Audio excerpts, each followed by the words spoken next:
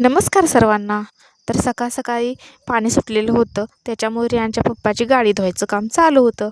त्यांची गाडी धुवून झाली आणि त्याच्यानंतर ह्या बाजूला बघा, मी इकडं फुलं बघत होते. तर गुलाबाच्या झाडाला 4-5 फुलं लागलेली होती आणि गुलाबाची फुलं बघून खूपच भारी वाटत होतं. आणि इकडं 2-3 वर्षापूर्वी रियांच्या आजीनं हे झाड लावलेलं आहे. ह्याला कायम फुलांनी बहरलेलं असतं हे झाड. पण नेमकी ही फुलं कशाची आहेत हे काय मला अजूनपर्यंत समजलेलं नाही. आणि रियांच्या पप्पाने आणून दिलं होतं मला चिकन आणि मला सांगितलेलं सुकं चिकन बनव. मग काय मी दिलं त्यांना बनवून. आणि आज जायचं होतं मला गावी. आता गावी कुठल्या तर माझ्या माहेरी.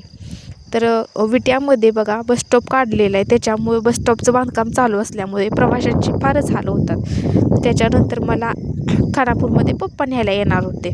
तर पप्पा आले होते न्यायला. मग काय रियांशनी बाबासमोर हट्ट धरला की चायनीज खायचं आहे. मग काय बाबांनी त्याला चायनीज खाऊ घातलं. त्याच्यानंतर आम्हाला थोडीशी खरेदी करायची होती कापड दुकानामध्ये आणि त्याच्यानंतर आम्ही आलो घरी. आता नातवंड आलेत म्हणल्यावर पप्पांनी आणला होता बाजारातून अननस आणि तेच कापायचं काम त्यांचं चालू होतं. सगळ्या नातवंडांना त्यांनी अननस दिला आणि असा गेला आजचा दिवस. चला तर भेटू पुढच्या व्हिडिओमध्ये. चला तर बाय.